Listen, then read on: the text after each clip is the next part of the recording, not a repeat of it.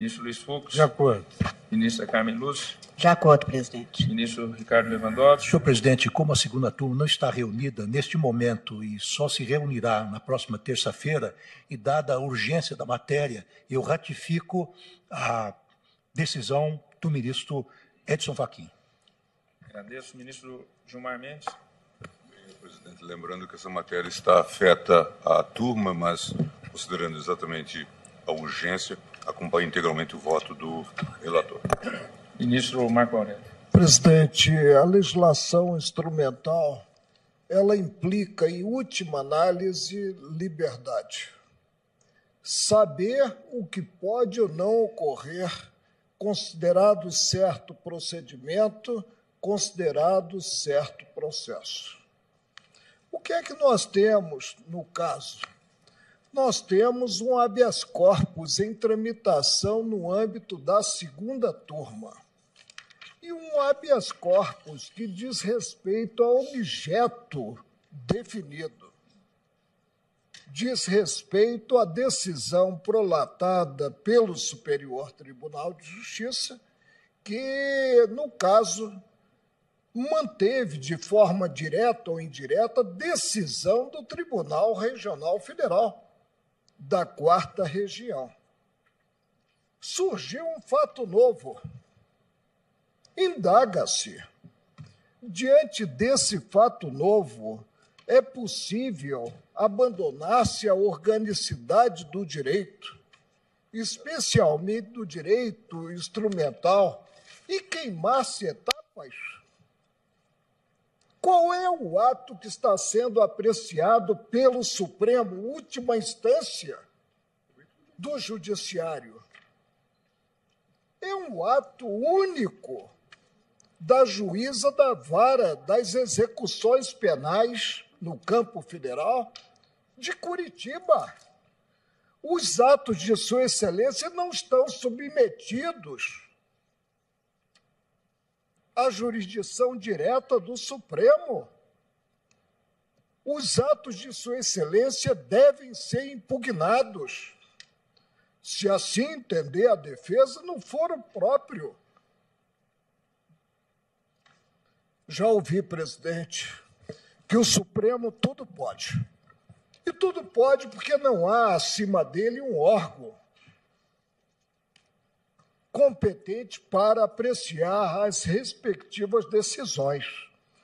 Mas esse fato, para mim, cobra, ao invés de adotar-se postura extremada, observância restrita ao arcabouço normativo em vigor. Não posso conceber que este tribunal endosse queima de etapas, por melhor que seja o objetivo. E nós aprendemos desde cedo que, em direito, o meio justifica o fim, não um fim ao meio, sob pena de ter-se a Babel, critério de plantão. O que dá base ao Supremo para pronunciar-se a respeito da matéria constante da petição da defesa? Nada, absolutamente nada. Deveria a defesa ter recorrido ao órgão revisor da decisão do juízo de Curitiba, da vara das execuções penais. E é interessante, presidente, como ocorre o tratamento diferenciado. No âmbito da primeira turma, se pega qualquer gancho para não se admitir impetração, para não se ferir a matéria de fundo de habeas corpus. E, no entanto, diante desse contexto, diante de uma decisão de primeira instância, acolhe-se pleito de pronunciamento imediato do Supremo, menosprezando-se a organização judiciária, menosprezando-se a existência de um órgão revisor competente para apreciar merecimento de decisões do juízo, de decisões da primeira instância. Supremo não é revisor de decisões, de pronunciamentos, de juízos. Há um descompasso incrível entre o objeto da impetração que começou a ser julgada pela segunda turma e o pleito formalizado, que diz respeito a uma decisão, não sei se foi de ontem ou de hoje, quanto à transferência do réu Luiz Inácio Lula da Silva, transferência, repito, implementada pelo juiz das execuções penais federais de Curitiba para São Paulo. Não posso, presidente, abandonar, sob pena, como eu disse, de vingar o critério de plantão, a organicidade do direito, a instrumentalidade do direito, que para mim reflete segurança no sentido maior. Peço vênia para não referendar, por entender que não cabe ao Supremo pronunciar-se a respeito dessa matéria, mas sim ao Regional Federal da 4ª Região, a decisão proferida pelo relator. Agradeço ao ministro Marco Aurélio. Como voto o ministro Celso de Mello.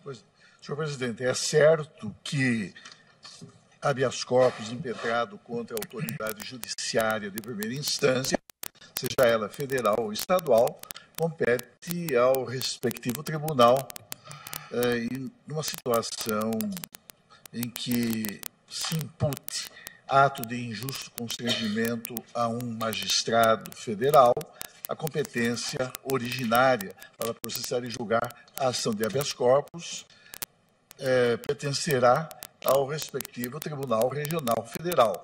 Numa situação como essa, caberia, como menciona o ministro Marco Aurélio, ao Tribunal Regional Federal da 4ª Região processar e julgar uma impetração de habeas corpus que fosse perante aquele órgão judiciário impetrado.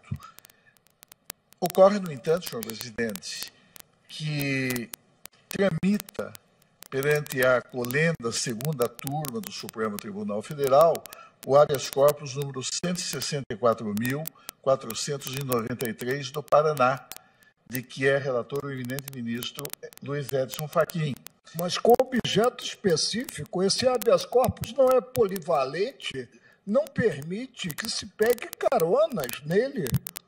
A situação de periclitação do estado de liberdade de qualquer pessoa pode justificar, numa situação como essa que nós estamos examinando, em que se divisa a existência, como mencionou o eminente ministro Alexandre Moraes, em que se divisa a existência dos requisitos de cautelaridade, sem que isso signifique uma antecipação de qualquer pronunciamento final, mas o fato é que haveria, e eu coloco nesse tempo verbal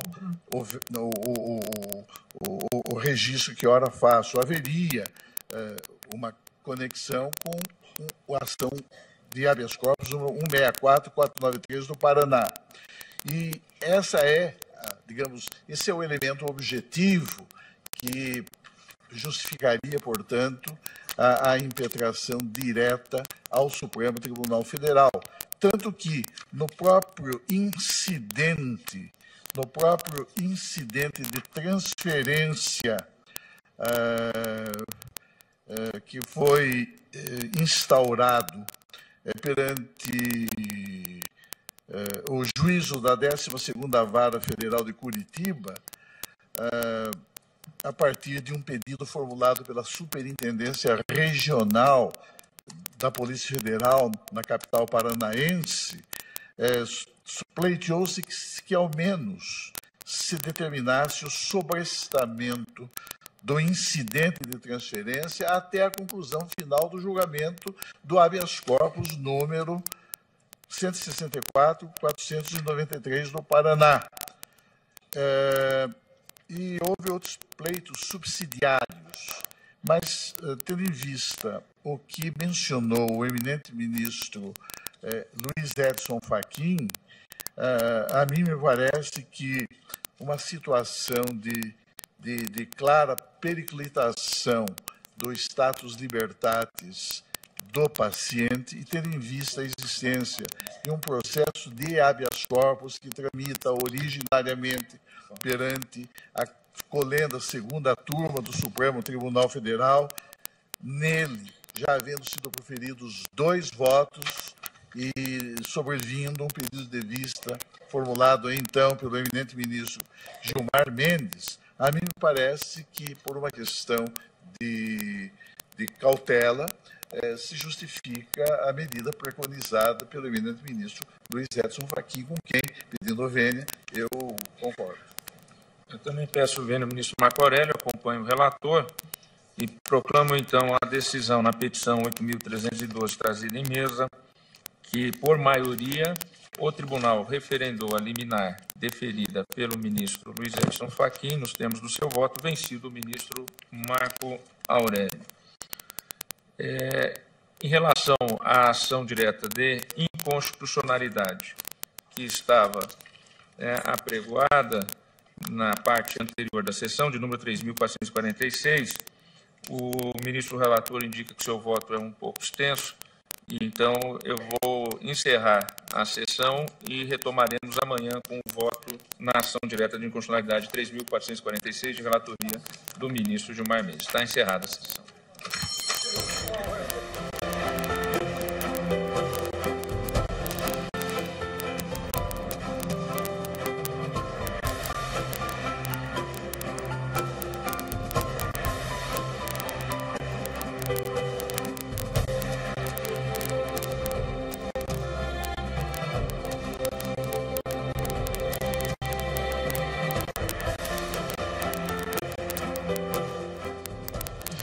Bem, esclarecendo ao telespectador que com certeza foi apanhado de surpresa, fortes emoções, portanto, no plenário. Isso faz parte, inclusive, do desenvolvimento dos trabalhos do Judiciário, a possibilidade, em diversas circunstâncias, de que haja